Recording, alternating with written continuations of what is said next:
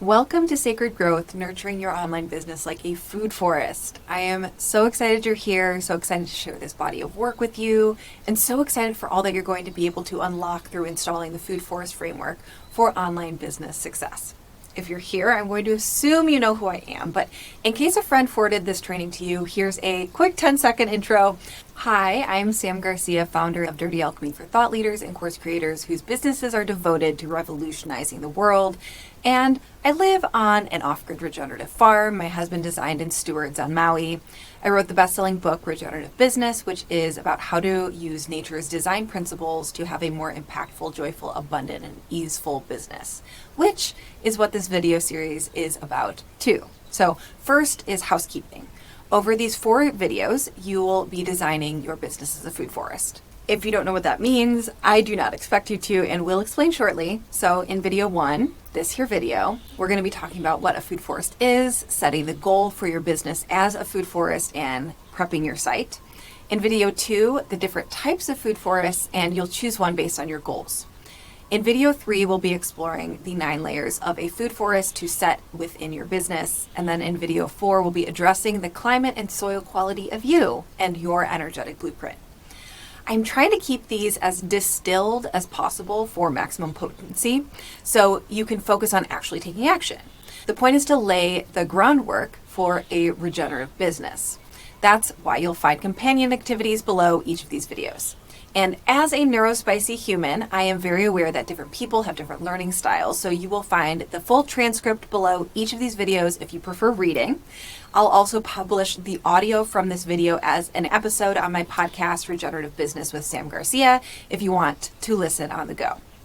All 4 videos are available now in case you are a binge watcher like me, and I'll also be sending you reminder emails to go through everything in case you'd prefer tackling it in smaller chunks. Now onto our first training. The concept of a food forest is something I learned when I got my permaculture design certification in 2012.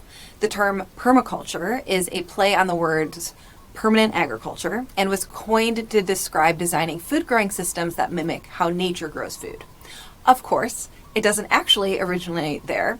The food forest concept I first learned in permaculture echoes the forest gardens common among indigenous societies of North America's northwestern coast and worldwide. Indigenous peoples around the world have lived and continue to live in relationship with land. Nature doesn't grow food like large-scale commercial farms, with rows and rows of the same crops acting like a salad bar for bugs, requiring pesticides and human intervention, and centered around making a profit. Nature grows food in forests. Rainforests cover less than 2% of the Earth's total surface area, yet they are home to 50% of the Earth's plants and animals. Out of 3,000 plants the U.S. National Cancer Institute has identified as useful in the treatment of cancer, 70% of these plants are found only in the rainforests. At least 80% of the developed world's food originated in the tropical rainforest. It's gifts of fruits like avocados, oranges, tomatoes, vegetables like corn, potatoes, winter squash, spices like black pepper, coffee, and vanilla, and nuts like Brazil nuts and cashews. All of these originate from rainforests. These food forests or forest gardens are a part of our nature and are resilient as fuck. A sad example showing this is the forest gardens established around First Nation villages in Alaska. Colonists forcibly removed the indigenous people from their villages 150 years ago, but the forest gardens are currently thriving without human intervention for 150 years still. The land is waiting for its people to return. These systems don't require pesticides to thrive or human intervention. They don't require humans at all. Nature designed them to be self-reliant and to self-regulate. Through many species of plants, animals, fungi, insects, bacteria, rocks, minerals, molecules, elements, all collaborating and cohabitating in a multidimensional cycle of death and growth, all in the name of increased aliveness of the system. In ecological succession, most ecosystems end up like a forest. And without significant disturbances like wildfires or severe climate changes or humans coming through and clear-cutting it, a forest will endure indefinitely because the system becomes stable and self-perpetuating. So within permaculture, whether you're designing a backyard food growing system or a 100+ acre farm, you're using this concept of a food forest in its design. Because Who's the most fertile, abundant, resilient systems designer?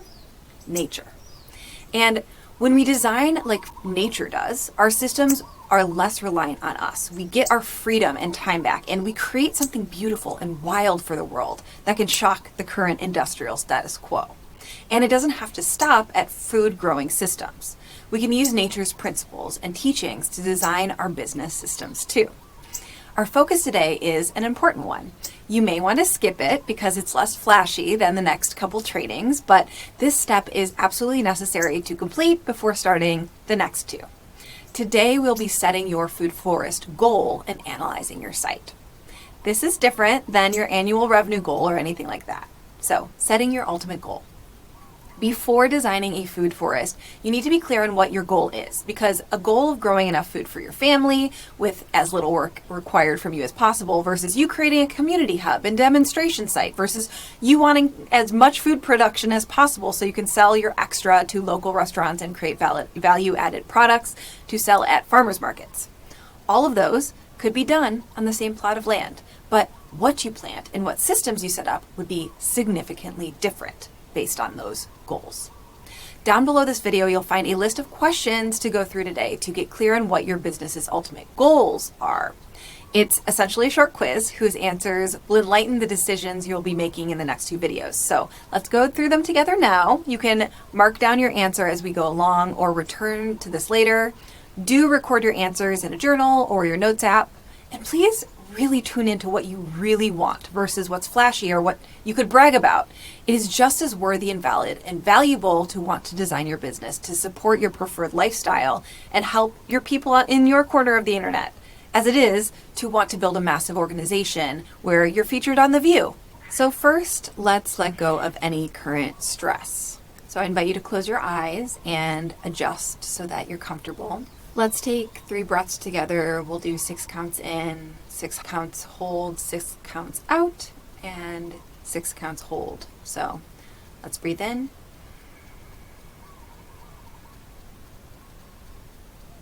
And hold.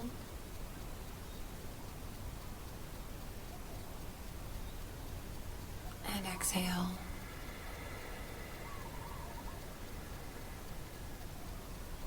And hold.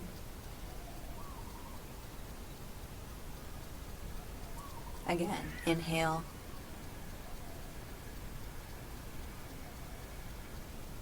And hold. Exhale.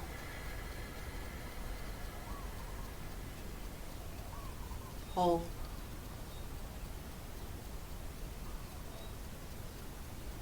Last one, inhale.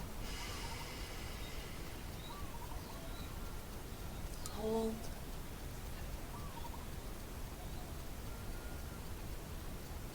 Exhale.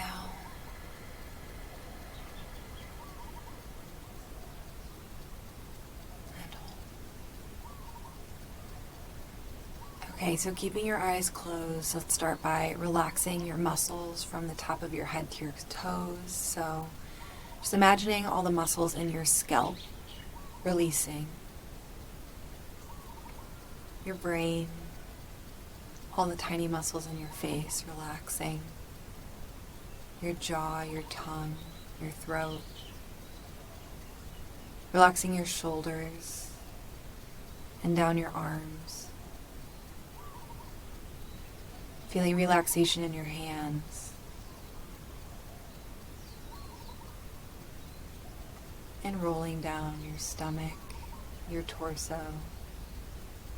Releasing all the organs in your gut, in your stomach, in your pelvis. Feeling relaxation going down your legs and your feet. And from here you can just feel the weight of your body being pulled into the earth. That safe, loving gravity from the earth, pulling us down, keeping us rooted into the ground.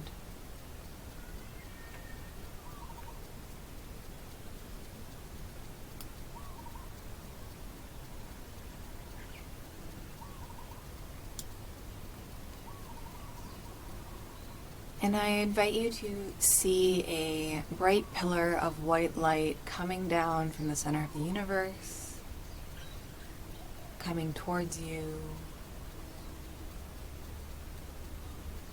going over and through you, in through the top of the head, around your body, and just clearing out any residual tension, blockages, energy that's not yours, energy you don't want. That bright, beautiful white light, cleansing and clearing as it goes through your body and penetrates all of you, all of your cells, all the space between your cells. Feeling peace, ease.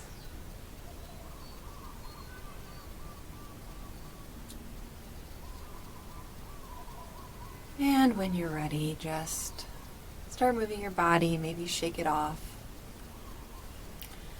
And we're doing this so that we're not bringing tension and other people's expectations into this practice and this assessment. So let's go through this quiz from a 3 to 5 years from now perspective. If you can think back 3 years ago, actually do this now. Where were you in your life and business 3 years ago? Recognize how much can drastically change in 3 years. So let's assume you can start putting regenerative business systems in your business now. So 3 years from now, your experience of life and business is drastically different and very intentional. Where do you want to be? Let's get specific. So the first question is, how hands-on do you ultimately want to be in your business? Again, thinking 3 years from now or more. First, option A is, I actually love my work. I want to be working hands-on every week in my business, knowing that work is 80% in my zone of genius and can be full or part-time depending on my preferences. Option B, I want to be in my business but with very flexible schedule, a ton of automated and handed off to a team, but I still want to be making the main decisions and the creative source. Third is, I want to be very hands-off, collaborating with my business only as a visionary role. Next up is, do you want to be the face of your business or have your business/brand be the face? Option A is, I want to be the face of my business. Option B, it doesn't matter to me, whatever serves the mission. And then option C is, I like being behind the scenes and would rather my business/brand become famous. Our next question is, how much visibility do you want you/your business to have in 5 to 10 years? Option A is, I don't care about visibility, I just care about having satisfying work and a lush income.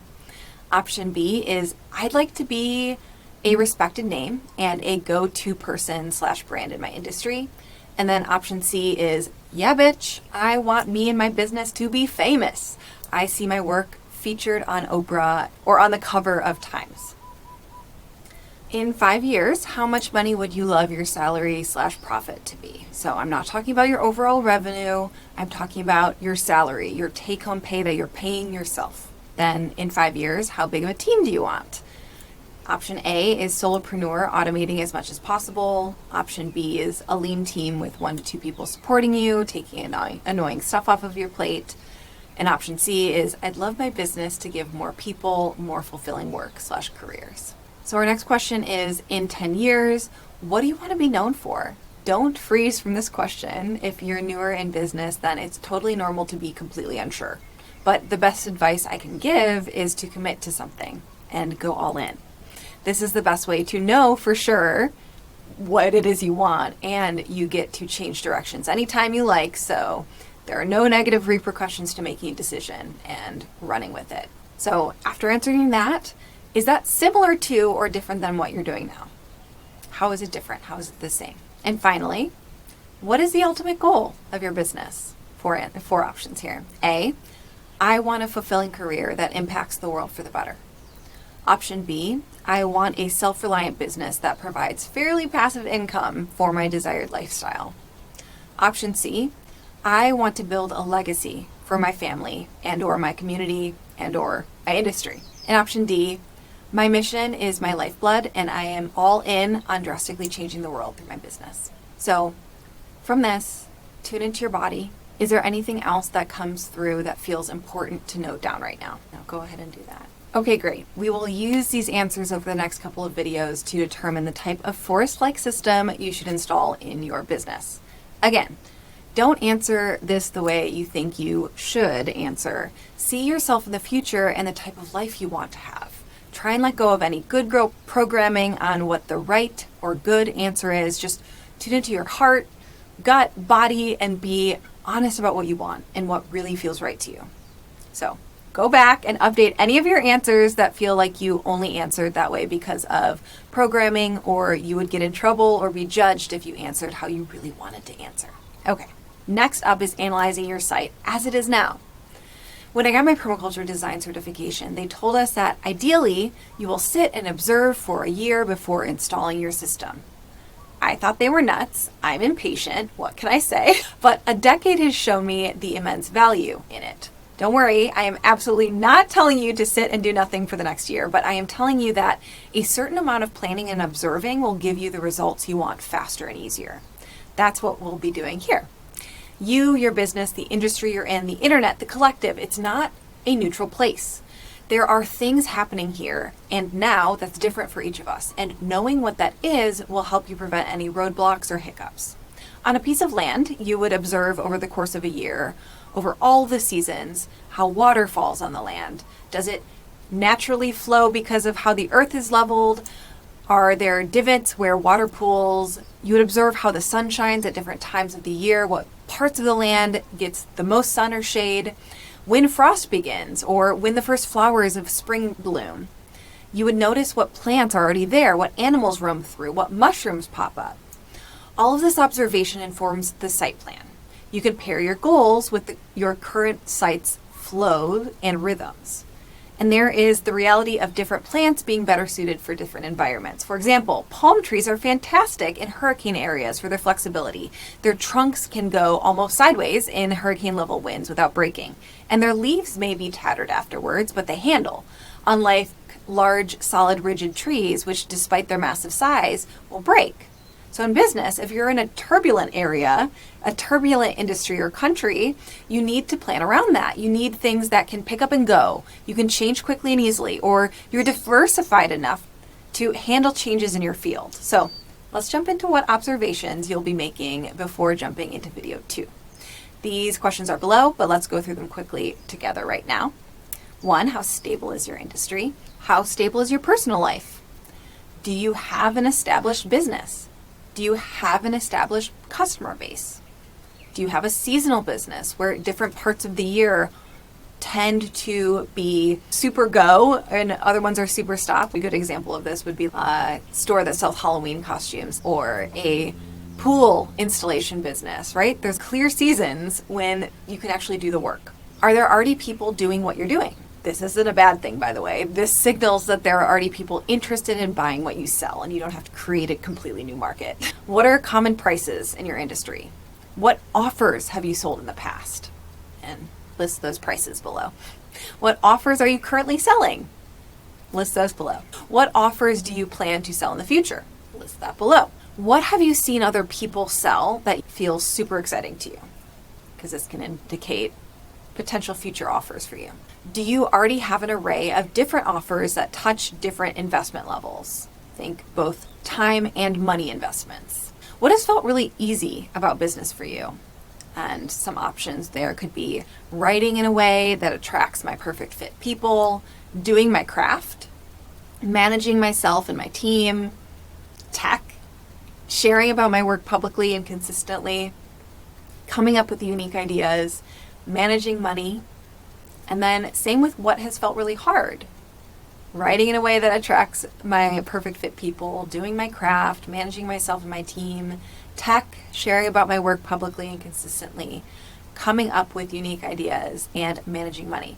So once again, tune into your body. Is there anything else that comes through that feels important to note down right now? And with that, amazing work. In the next video, that's all for today, or all for this video, if you're going and jumping in right into the next video. The next video, we will be diving into the 3 types of food forests, and you'll decide which one is the best for your business. You can jump into that now by hitting the button below, or schedule time tomorrow on your calendar to return to it so you don't just drop off right now. And if you've just watched this video and haven't answered any of the quiz questions, stop. Do not watch the next video yet. Like, you won't be able to actually complete the exercise in the next video. You actually have to do the quiz. So take some time right now, or again, schedule some time later. As you can tell, this doesn't take that long, right? And go answer all the quiz questions, do all the assessment questions, and all those answers will serve you in the next video.